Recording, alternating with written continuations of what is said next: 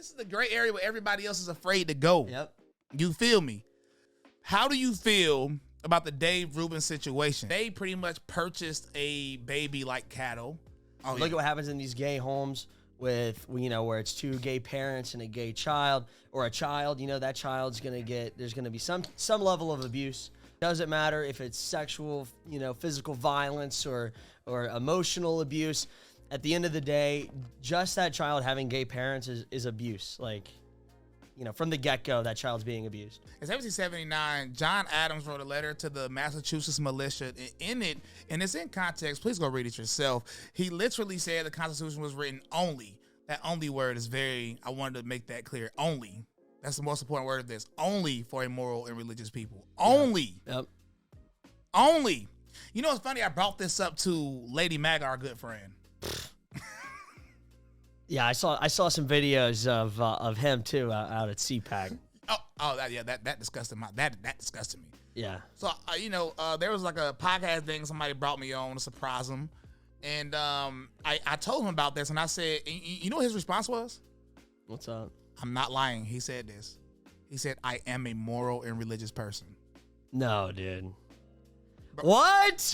Bro, listen, I have the video. Bro, I have the video. You're telling me that I'm a drag artist. I'm not allowed. The Constitution was not written for me.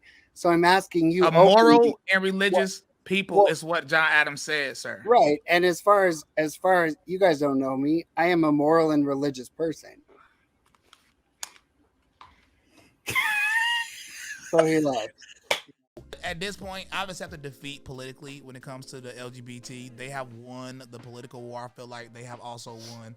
I hope not, dude. The war of the GOP, but they haven't won the deeper war, which is good versus evil to me. So I'm like, that's what me, I'm personally trying to fight against. So I'm gonna call them out, not just them, all of these degenerate people. Really every chance I get, because if they're gonna be loud, then I got to be louder. Yeah. Well, what you're doing is extremely successful for a reason. You have people who hear what you're saying and what other people in America First are saying, and and it's resonating with a lot of people, because there is still good left in the world. I mean, evil loses in the end anyway. Evil loses in the end. Yeah. So you're speaking to a group that is way stronger and way more motivated than the enemy can be. Like physically, they cannot be stronger than us. Period. What is race realism? Okay. I mean, it's very simple, right? Me and you, we look different. Mm-hmm. Why is that? We're different races. Oh, you think we live different because we're different races? I think that's a big part of it. Okay. I think I do think that whites typically, we look very similar to each other. Blacks look typically very similar to each other. Yeah, people of different races. There's genetic differences between the races. That's really what it comes down to. There are genetic differences with races. Yeah, I mean that's 100% true. Yeah. Is that the summary of race realism? Yeah, I would say so. Yeah, just identifying and understanding, because that's the big thing, right? Like a lot of people, it's not even that unpopular to say that, well, just races are genetically different. Like people. No, that's common sense. Yeah. Yeah. But what it really comes down to is being able to understand and recognize that as it can kind of impact our society and how our country functions. Like when you have people people oftentimes what they do is they do this really dumb thing where they say it's all about culture and it's all culture. It's like, it's really not all about culture. And that's like this whole culture war. That's why all that's a lot. I mean, some of it's real, but like just look a little bit deeper and it gets a little bit more controversial, but it's more real.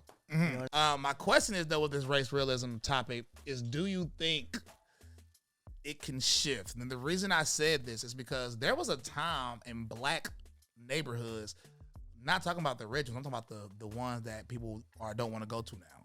Yeah. There was a time in these type of neighborhoods in the history of this country where you could like leave your doors unlocked in these neighborhoods.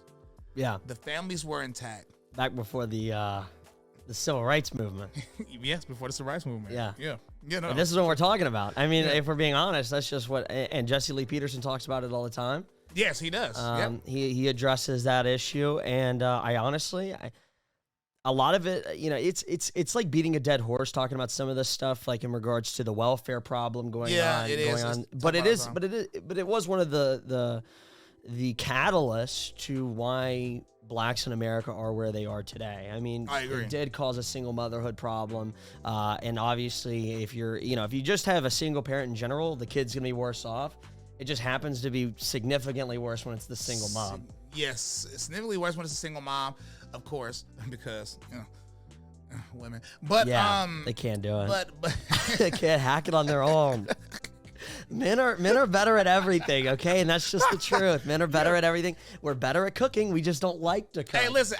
Here go the thing. The top chefs are men. The best sports players are men. Listen, men and women are different. I do think women are better in other areas like nurturing. You know what I'm saying? I think women are better nurturers. They just can't do it on their own. They just can't nurture on their own. Yeah, I think women are better being organized. Well, I don't know. I'm a creator, so I'm never organized. Yeah, same. Like, I mean, look at my. I mean, we're in front of my desk, y'all. Y'all can't see my desk on the camera, but it's just chaos in reality. I'm with you, bro. I understand that. So I have a question, because I've talked to a few like actual like neo-Nazis. Yeah. Oh, I have too. They hate gropers. Yeah, they do. They hate us a lot. Like, a matter of fact, which is a good thing. I mean, fuck. I was talking to a neo-Nazi, and I said, "Can I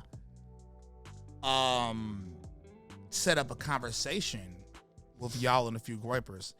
And most of them was like, they didn't even want to talk to y'all.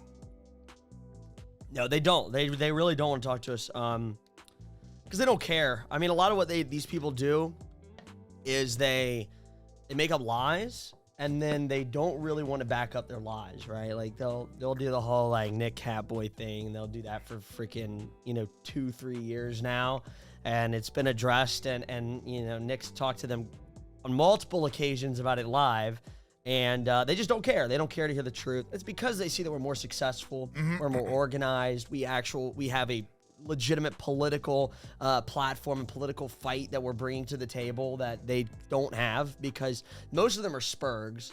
A lot of them used to be. Wait, what is a spurg? Like an Asperger, like someone with Asperger's, like can't handle themselves. Oh yeah, okay. They'll just like scream like the hard R in like Walmart, and then you're like, why are people following my political movement? Like, I don't know, guy. You just yelled the hard R in Walmart. You're passing out flyers like "Death to the Jews," and you're wondering why your platform isn't taking off. So another question that people brought up is the same question that probably everybody and their mom has asked you. Gina asked Nick on the podcast.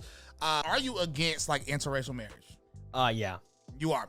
So the question is why? Be simple. You don't even have to overly complicate it. Be as blunt as possible. Okay. Yeah. Sure. There are a couple reasons. And a lot of it also comes down to the significance of the race mixing. Like, I think that Europeans being together, cool, that's awesome. And I just feel like I don't want to ruin the majority white demographic in America. I don't want that to go away. And it's not because I hate black people. I don't want them to grow their population or whatever. It just genuinely comes from a place of I care about the country and the founding stock of this nation and the culture here in America that comes from Europe. I mean, like, we do things a lot like, I mean, in America and England, you look at us, we're very different, but there's a lot that's very similar with us. And there's a reason for that. It's because it's a country made up of the same people. But if you look at like us and Nigeria, or even us and Mexico, total different lifestyles. You're not looking even closely to the mirror when you're looking at these other places around the world. And like I said before, a lot of times race and culture are almost completely inseparable. And it really just comes down to upholding a white majority in the country. Maybe one of the last questions. I don't want to go too long. Russia, Ukraine, give me your take. Let's get it. Yeah, I mean, I'm obviously for Tsar Putin. I love Russia. I'm loyal to Russia. No, but it kind of, right? Because I have this idea that I think that America should be more like Russia in a lot of ways, and I respect Putin's power, and I respect what Putin has done. Being the leader of his country for 23 years can't be easy. So I have the utmost respect for Putin. With that being said, though, I wish there wasn't a war going on. I wish that NATO didn't exist, there probably wouldn't be a war going on, because then, Ukraine would have been forced into negotiations with Russia, and it would have probably ended with Donbass and Crimea going into Russian hands, and there wouldn't have to be this destabilization in the region. And also, at the end of the day, I want America to stay 100% out of it. No soldier in America serving in the United States military should go die for Ukraine's NATO membership, or Ukraine, even to protect Ukrainian people. That is completely bogus. When we have problems here in America that are out of control, that are hurting people. People are dying every year because of fentanyl overdose and gang violence. It's not our time to go send people to other nations. I agree. I love the take. I love it. I love it. I love it. Based, by the way.